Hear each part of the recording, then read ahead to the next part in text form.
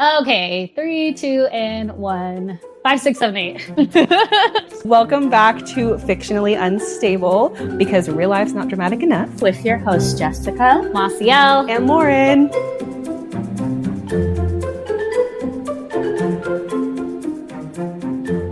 Welcome everyone back to the pod. It's okay, we can start over. And look at that camera. I don't know what I'm looking at. I don't know what I'm doing anymore. There's too many things going on. Talking to our Twitchers. I'm camera shy. To ourselves. I don't like that this is like so close to me. Okay. It's very intimate. It is. It's too intimate. Okay. Okay, welcome everyone back to the pod. Today we're going over the book, The 7.5 Deaths of Evelyn Hardcastle by Stuart Turton, who I believe is a British author. I don't know how long the book's been out. I think it's been out for a little while now. But just a brief overview. The book follows our protagonist, Aidan Bishop, who is trapped in a place called Blackheath.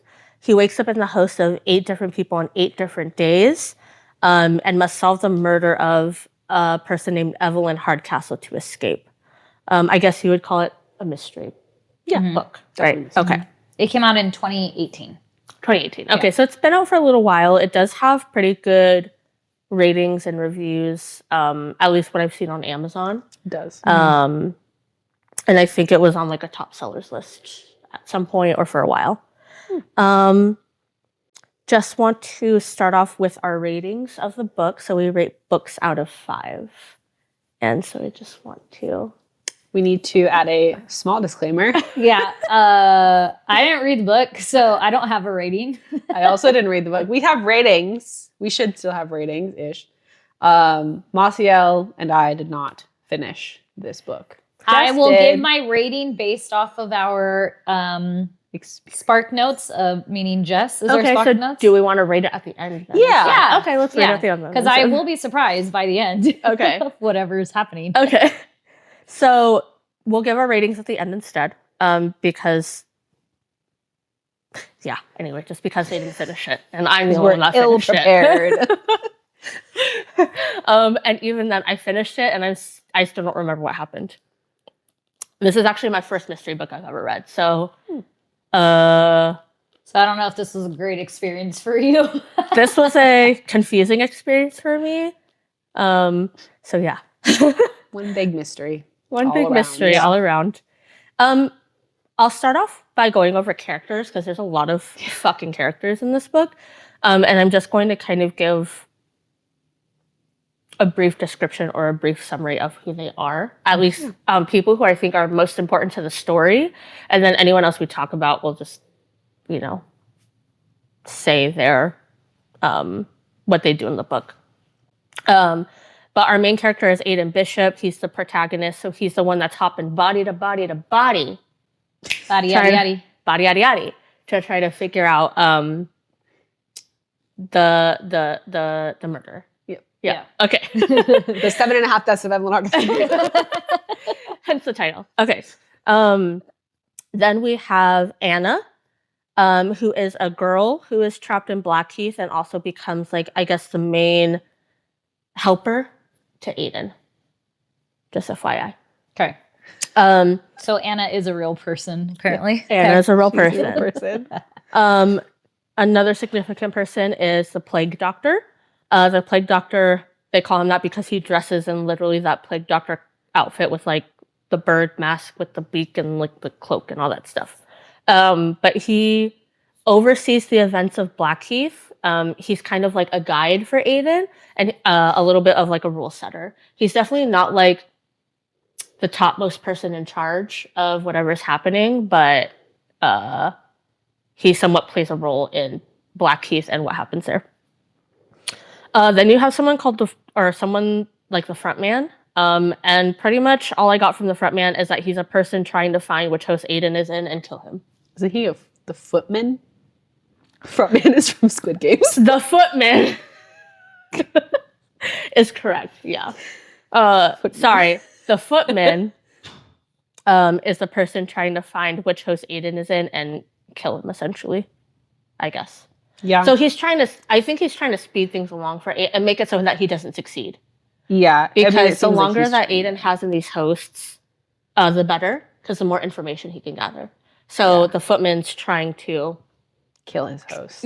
kill his host so that he's unable to figure out as much information so he can't escape. That's pretty much what he does. Other important characters are all of Aiden Bishop's hosts. So he has 8 of them. And these go pretty much in order of who he inhabits. So the first person is Sebastian Bell, who is a doctor, and also notable to worth is that he deals people in this place drugs. So he's he has this hustle on the side where he gives people drugs. Then you have Roger Collins, who is a butler at Blackheath. That's the next person he wakes up in. You have Cecil Ravencourt, who's a wealthy banker, and he's also set to marry Evelyn Hardcastle. Jonathan Derby, who is just a socialite part of Blackheath. He's not a very good dude. He has a history of pretty much molesting and or raping women. So kind of a little bit of a bad history there. You have Edward Dance, who is a solicitor. Yeah, it sounded like he was a lawyer. Yeah, he's part of a law group or something. That comes into significance later. You have Jim Rashton, who's a police officer. Donald Davies, who's another socialite. To me, he wasn't super important in this book. And then you have Gregory Gold, who's an artist. So those are all of Aiden's hosts. And then some of other characters, you have Daniel Coleridge, who is some sort of professional gambler who's also trapped in Blackheath. He kind of becomes one of Aiden's main antagonists in this book. And then you have the Hardcastle. So you have Evelyn Hardcastle, who's the one that is dying. You have Peter Hardcastle, who's the father, Helena Hardcastle, who's the mother, and then Michael and Thomas, who are brothers. Michael is a brother who's still alive. Thomas is a brother who is dead. He died as a child. He was murdered.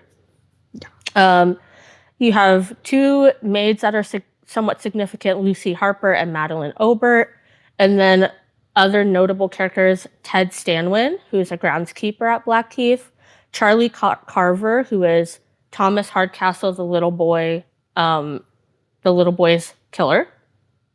And you have Mrs. Drudge, who's a cook.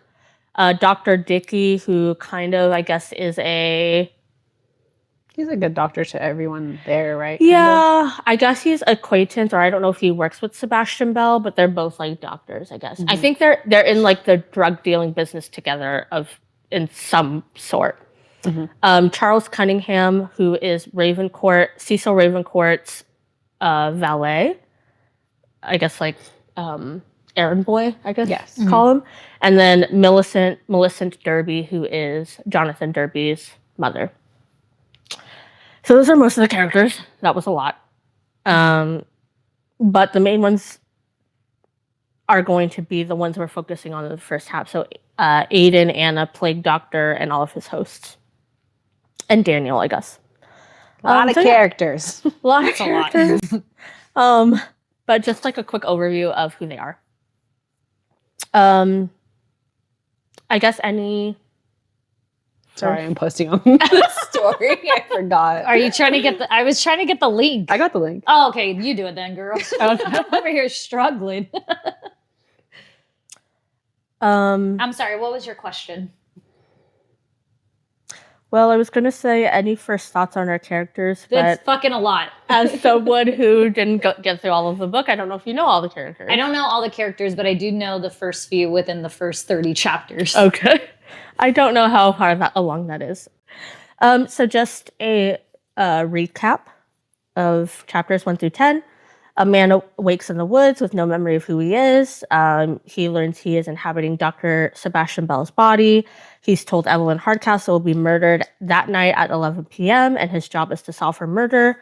A mysterious figure known as the Plague Doctor explains the rules, that he'll relive the same day 8 times in 8 different hosts.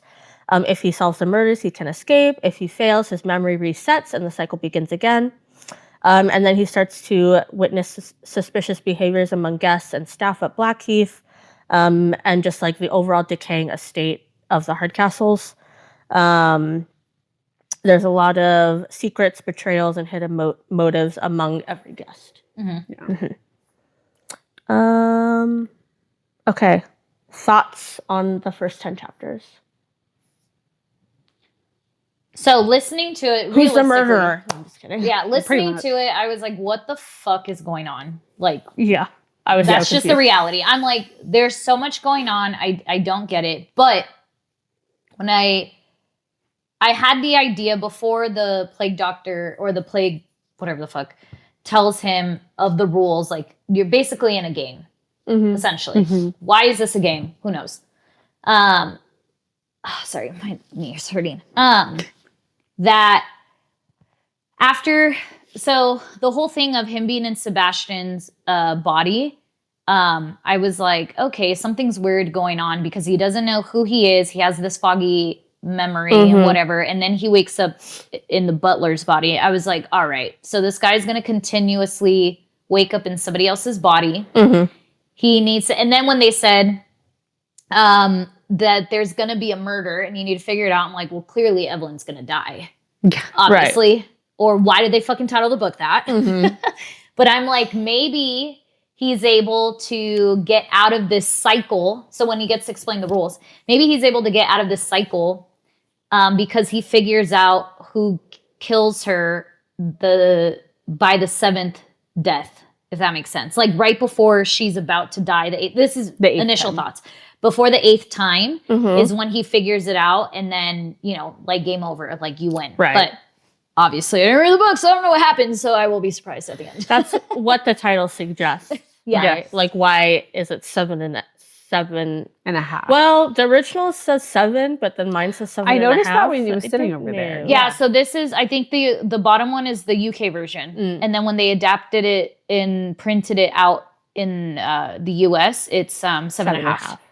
Interesting. Yeah. Okay. Which is like, why? Who fucking knows? I don't know. Thoughts, Lauren? Yeah. Very poetic writing style.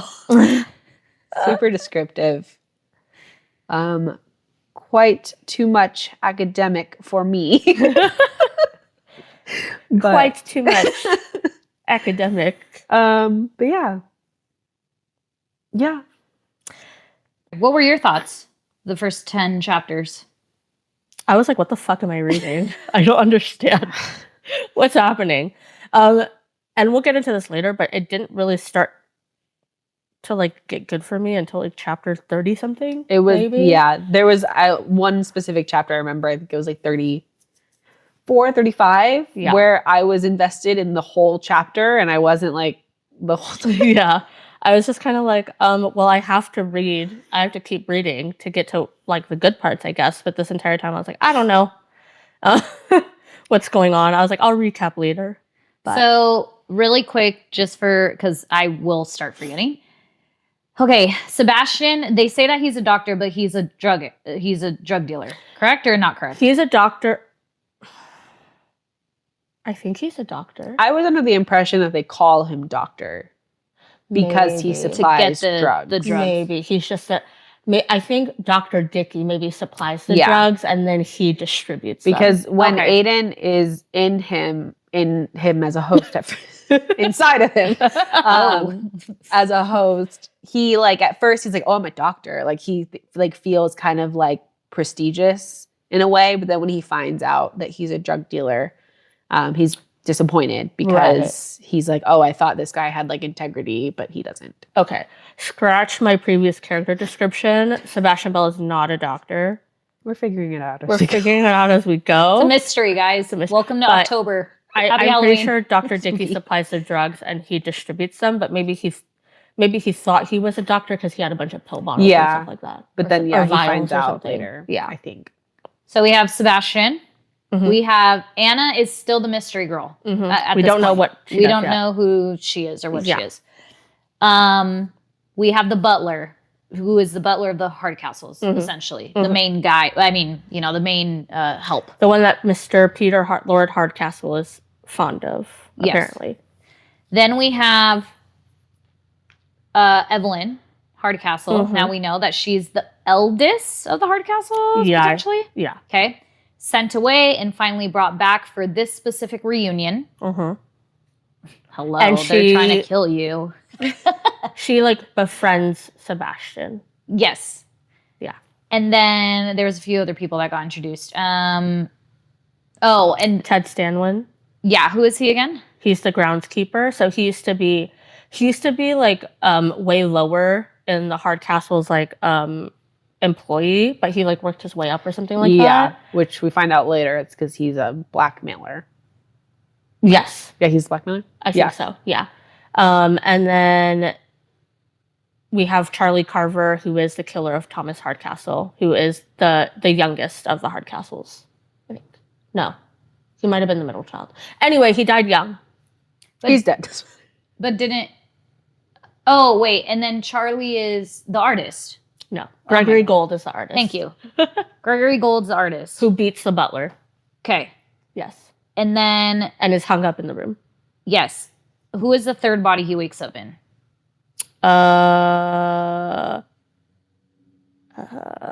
Wait, I'm lost in our sauce. Sebastian Bell, Roger Collins. Donald Davies. Okay.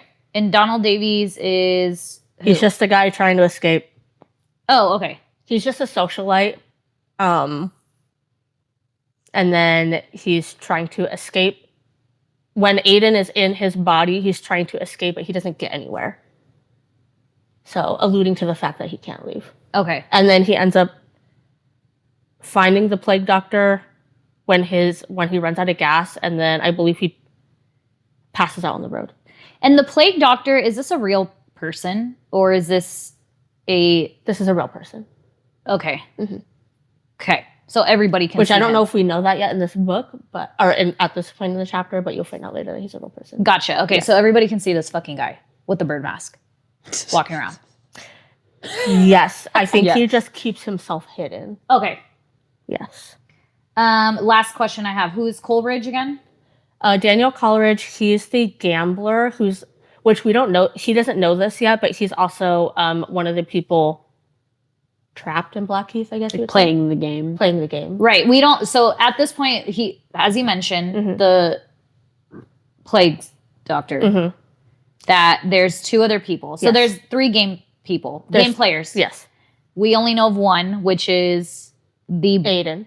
Right. But we don't know that's Aiden yet. No. Yeah. So the narrator is one of the players. And then there's 2 other mystery players. Carver, groundskeeper. Carver, groundskeeper that killed. Carver is not a groundskeeper. Carver is not a groundskeeper. Stanwin is a groundskeeper. Oh, I was going to say that killed Stanwin. Fuck. Who the fuck is Carver? Stanwin's not dead. I know. It's Charlie that's dead. Carver is the... Charlie Carver. Oh, okay. Charlie Carver is the one who murdered Thomas Hardcastle. I can't do this. We'll find out more of his role later. Okay. So Charlie Carver lived in the grounds because that's the old Previously. cottage. Yeah. Oh, okay. How did you do this? I don't understand. Are you talking to me? Yeah. Well, you guys said you didn't even get into it until chapter 30, so we're not even there yet. Yeah. Okay. Where are we at now? 17. Yeah. I'm going to have a heart attack. I keep scrolling through the comments on Reddit and they're like, such a brilliant book. So good. I'm getting stressed because I literally can't. And I'm reading it out loud. Like, I cannot comprehend even myself reading this fucking book. I mean, I'm not reading the book, clearly. Is this correct? Because Lauryn just stared at me. She couldn't answer this. Davies is the socialite that tried to leave, or he's the gambler that tried to leave? The socialite that tried to leave. And the gambler is? Coleridge. Yes. Who is the valet? No. The valet's name is what? Cunningham. Fuck. Yeah, they're too similar. Coleridge. Gambler. Coleridge. Cunningham. valet, helper of Ravencourt. Yes. Ted Stanwin, whatever the Stanwin, is groundskeeper. Yes. Yes. Okay, who killed Charlie Carver? Yes. No. No? He shot... The accomplice. I think so. And they hung Charlie Carver. Yeah. Stanwin shot someone that was in correlation with Thomas Hardcastle's murder. Death. Yes. Right. Who they never found. Right. The accomplice of Charlie Carver who is dead. Yeah. So that is not a live man. Oh, I'm sorry. He's alive. He's in prison. They hung him and he didn't die? That's surprising. Wait, they hung him? That's what they said. Who said it? I could have sworn I read that. That's literally in the... Go to the tab, the first page tab. I thought it said they hung him. That's why I'm thinking this fucking guy's dead. Charlie Carver was hanged, but not by Evelyn Hardcastle. He was executed for the murder of Thomas. Okay. Yeah, so he's dead. Yeah, he's dead. You see, I'm tracking a little bit. I'm not, clearly. Okay. And and then we have Lucy, who is one of the maids. Mm-hmm. And the maid that everybody just keeps asking because Madeline was the one that gave him the note, correct? Mm-hmm. But she doesn't know what's in the note. Mm-hmm. Okay, tracking a little bit, tracking. So the ending is that they both get to leave Blackheath. And whether they want to leave with their memories or as completely new people is up to them. And so they decide to leave as new people? I know Anna does for sure. I'm not sure about Aiden. I think it's undetermined if he decided to or not. I think. Yeah. So yeah. Mm-hmm. So the fake Evelyn kills the real Evelyn. Mm-hmm. The fake Evelyn is Felicity Maddox, who is her old friend, who is also a con artist. Okay. The real Evelyn, what is this, like 19 years prior, left the stable boy to die in the hole. She never told an adult that he was stuck down there. So he died in that hole. Yes. And the little brother followed her. Yeah. Because he was like wondering where she was going. Yes. And so when he mentions, why were you at the cave? She was like, oh shit, he knows that like I went there with him and he never came out. So she kills her brother. So she kills her brother. Okay. And then she kills their dad. She kills their dad. Which is as a favor to her brother. Because Michael, the brother, she's actually very fond of. She loves her brother. She wants the best for him.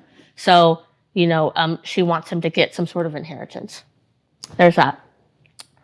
She kills Millicent Derby because Millicent Derby has known the Hardcastles for so long. She knows what the real Evelyn looks like, and she could tell that she was faking being a maid. Mm-hmm. Evelyn, they don't mention it in here, but Evelyn at the time told Millicent, oh, it's just a prank. And at the time, Millicent believed it, but then Evelyn ended up killing her just in case. And then she also kills her mother. Just because. Yeah, because for funsies. For fun. But the inheritance piece is what's fucking me up. Yeah. Because Carver, what the fuck is his name? Carver? Uh-huh. That's their real dad. Yes. What does he have to do with getting any fucking inheritance? Because he doesn't have the Hardcastle name. You're confusing him with Coleridge, I think. Coleridge was partnering with Michael to buy Stanwin's blackmail business. I guess, as a way to keep getting money. Well, no, because you said that Evelyn kills their dad, who's Carver, correct? Like, she kills Thomas.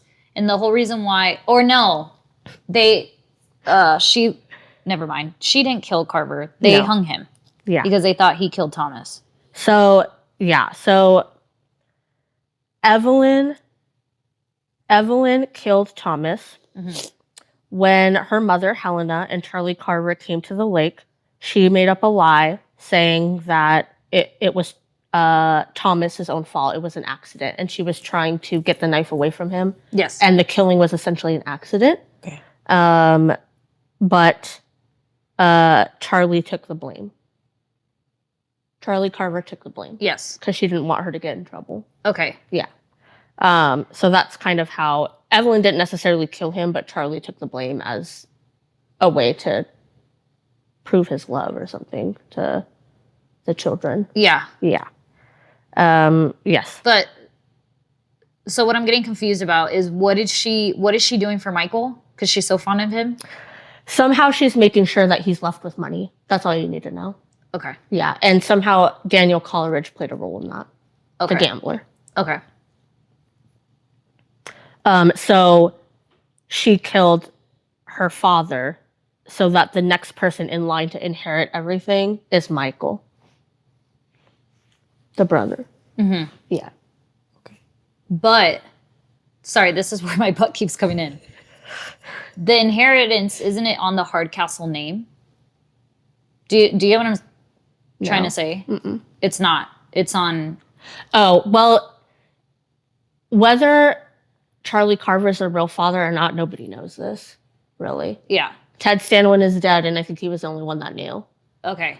So regardless, Michael Hardcastle has a Hardcastle name, so he would get everything. Oh, that's right. And she kills Philip later on. I mean, he's dead. Yes. Okay, sorry. I'm getting too stuck on the Carver guy. Got it. Okay. Because I'm thinking in past terms. Yeah. And that's why I was getting confused, but I forgot that she did kill him. Yeah. Cool. Okay. Mm-hmm. Did Blackheath make the characters the way they are, or did the characters make Blackheath the way it is? That's Jess, what do you think? That's too much. Because I'm curious. I guess that is like, was Blackheath like a simulation, or was it technically like something that actually happened? We don't know.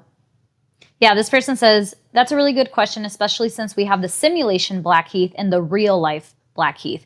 If Aiden and Anna have changed a great deal over the many iterations of the simulation, this would affect the behavior of their hosts, especially the ones that are easier to control. I wonder how different were the early runs of the simulation with evil Anna and vengeful Aiden. Presumably, the other characters at Blackheath behave the same at every simulation unless our players intervene.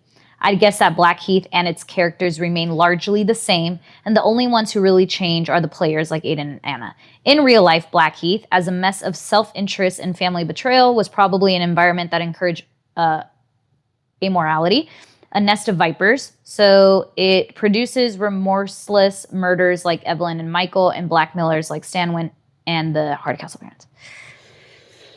This is a lot, yo. It said, why was Evelyn as Madeline in bed with Gold? Was it just to feed her habit or something more?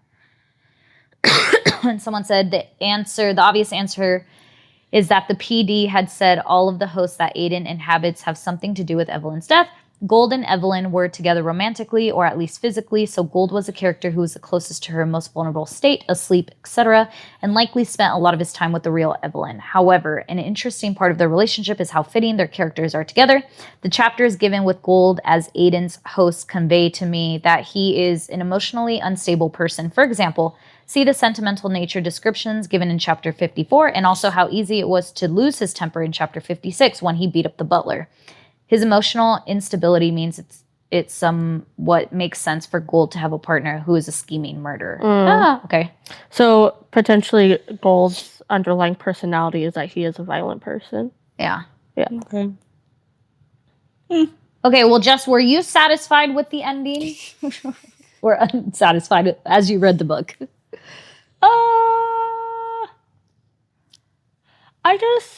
I was neither satisfied or unsatisfied. I was just like, oh shit, okay. I don't know how I feel about the entire thing being a simulation, but I don't know how else he would have, like what other direction he would have gone in, I guess. So I'm not sure.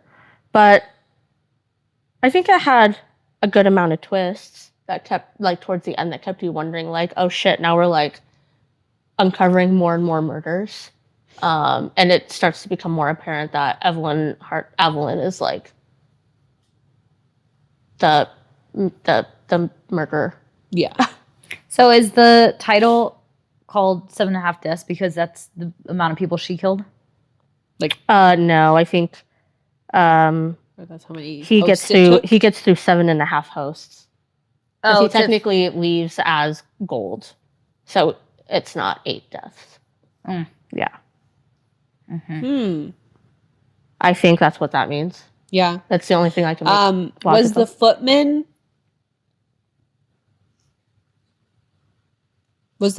a criminal as well? Like a prisoner? It doesn't say it. I don't think it like ever said that. But he was like definitely someone part of the game, essentially. Yeah. Yes. Ratings? Well, as someone who read the entire thing, I will give it a 3 out of 5. 10. Oh, nope. That's fine. Sorry. Keep kidding. I give it a 3 out of 5. I liked it mostly towards the end. Is why it's at a 3, but the reason why it's not like higher than that is because I was very confused in the beginning, and that's probably just my own dumb brain. But that's it. It's not just your dumb It's brain. not just your dumb brain. I was like, huh? Coming from someone who doesn't read a lot of mystery, I don't know if it was just like hard for me to follow because I don't read a lot of that stuff, or it's hard for everyone to follow, or etc. Yeah. But yeah, I thought it was fine. So the only true rating is a 3. Yeah. Based on your Reddit summaries, as far as what transpired in the ending, what would you give it? How do you like the way it ended? I guess give it a rating based on how you just the how it story. ended. Yeah, or the story in general. So, I mean, it was a surprise that there was a fake Evelyn. Excuse me. And the real Evelyn is the killer, right? Mm-hmm. So she's actually the bad one, the evil one, the murderer. Makes sense why she's like gone forever. Comes back to Blackheath for whatever fucking reason. But that was a surprise that it was her friend that pretends to be her, and then she gets her revenge and kills the real one. That I wasn't expecting. However, this whole simulation thing or whatever, the whole thing of Blackheath is... So I will eventually read it now that it's kind of like I understand the story, because I told you guys about that one book that I had to read twice. Yeah. The Library on Mount Char. I was like, I have no idea what I'm reading. And then when I finally read it again, after I already knew the whole story basically summarized to me, it made so much more sense. So obviously this Reddit summary is missing...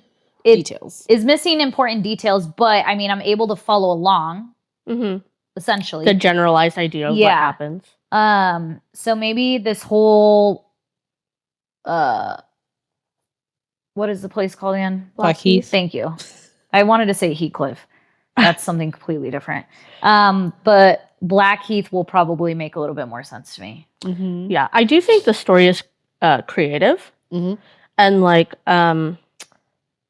you're kind of along with Aiden for the ride, trying to like figure out what's happening. Like you also don't know what's happening like he is. You're undergoing the same things that he's figuring out at that time as well.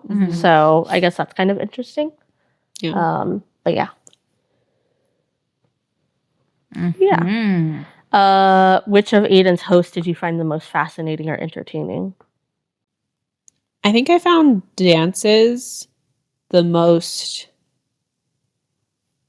compelling. He wasn't really entertaining, the law guy, but at least up until what I read, I felt like his character, it was almost like Aiden has kind of like learned to pair with his host and like be able to use their personality to his advantage when he was Dance. So he was able to uncover a lot more information. Yeah. So I felt that way about Rashton. I liked him when he was in the police officer guy. I feel like he found out a lot of stuff, or in that time, right? Because he's the one that pulls Evelyn from her fake suicide, etc. So, yeah. Yeah. Anything to add? Character-wise? Okay. We already answered this one. How do we feel about the idea that Blackheath is a prison and people having to earn their redemption and freedom? Anything else to add to that question? I'm so it's what's tripping me is the fact that like, is it actually something that's real, or is this all like a symbolism of hell essentially, and you're in purgatory? Yeah. And you have to, I don't know, you get a chance to redeem yourself in that sense. I think so in the back of the book, there's like interview questions with the author. Let me see if I can pull it. But I think it's like meant to be an actual system of some sort. Because the plague doctor also, and Silver Tear or whoever, multiple plague doctors insist that there's people higher up that's not going to like what's happening. Like superiors is superiors. What he refers to. So I know he was asked like, in 100 years, do you believe there will be something similar to Blackheath, and would you support such a system? And he says, yes, and not exactly. Our prism system is barbaric, but some people deserve it. That's the tricky part of pinning your flag to the left or right of the moral spectrum. I think the current system is unsustainable, and I think personality adjustment and mental prisons are dangerous, achievable technology somebody will abuse. They could also solve a lot of problems. Would you trust your government with it? I suppose that's the question. So I think he based the book off of something that could potentially become something in the future, or like his idea of what like a future prism system would look like. I had thought of, which I know that it's mentioned somewhere in the book about Dante's Inferno.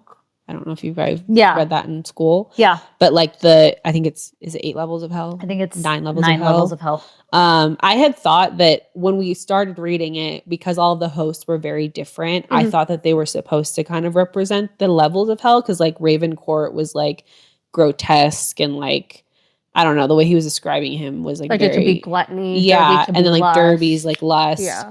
I'm like sure wrath. somebody was greed along the way, something like that. So I had thought that kind of was symbolic, but then I had to look up how many levels of hell there were, because I was like, oh, maybe there's 8 levels of hell. It was 9, so it didn't correlate with the title of the book. Yeah. He might have drew inspiration from that, possibly, because we do know that like the more that he's in this host, the more that Aiden loses himself. Yeah. And it becomes harder and harder for him. So specifically like being in Derby, who's a rapist body, was particularly hard for him. And just things like that, like psychologically. If you could relive the same day through different perspectives, whose viewpoint would you choose first? I'm sorry, one more time. If you could relive the same day through different perspectives, whose viewpoint would you choose first? I don't want to wake up as the butler, period. Yeah, he used to be getting the shit the entire time. The whole book. Yeah. Maybe Rashton? That's what I was going to say. Nothing bad seems to happen to him too much. Yeah. Until he gets killed. But I feel like the plague doctor said, everything, he put those people in that order specifically. Yeah, because he said originally, weren't they like in chronological order or a different order? They were in a different order. And he arranged them in this way that was going to help Aiden the best, I think. So maybe waking up as Sebastian Bell was the best thing. Why is the plague doctor... Oh, because he got there to get his revenge. Because he knows that Aiden wasn't sent there because he did something bad. Right. Okay. Okay.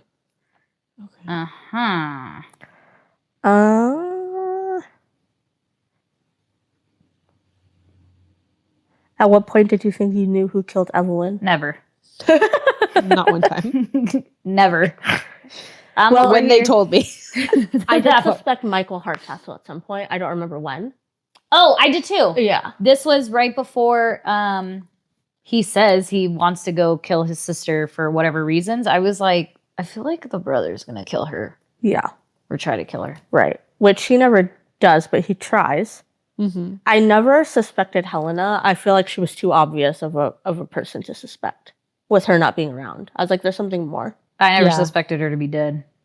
I did not. I didn't expect her to be dead. Oh, I think one thing that wasn't in the summary was that remember they mentioned that Helena Hardcastle has been acting strangely ever since she came to Blackheath again 1 year ago, it's because it was at that point she found out that Evelyn was the one that murdered her son. Because she found like bloodied stuff or something like in the boat dock or something. Was it there was mention of like bloody women's clothes or something? Yeah, or something like that.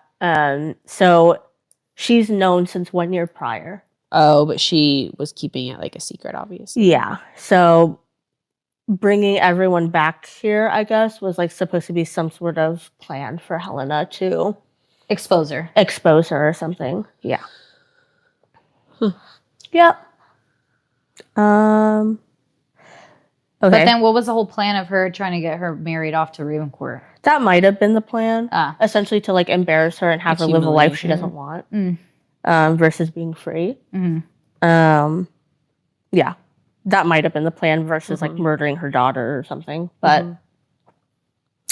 okay, I guess maybe last question to end on. Would you rather have 8 tries to solve a crime like Aiden or just 1 chance with your own memory intact? Hell no. It's 8 tries. 8 tries. Yeah. Because if I'm going to keep waking up with the same events or I have to figure out the different events, like I'm like, okay, I'm going to choose to go this way.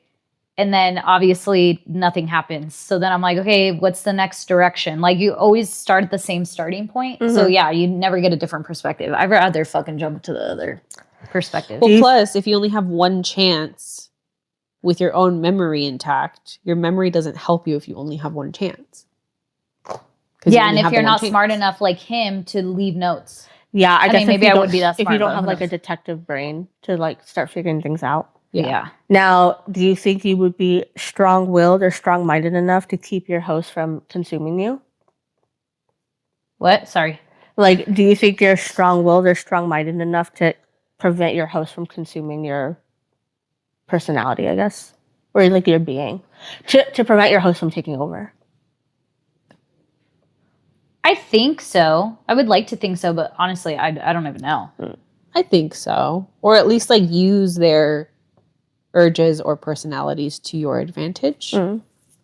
Because it could be too also like he's taking a beating and he's getting tired, even though that's his host. Like it's exhausting to him, you know? Like he's utilizing so much brain power trying to be free that it's exhausting. So, yeah, it sucks too that like he's not just in their mind, but like he feels everything that they feel. Right? So he feels like Ravencourt's obeseness and like his aching joints and like all of that, and like he feels all the pain that the butler like endured. Like it kind of sucks that you're not only in their mind but you're feeling you essentially become them.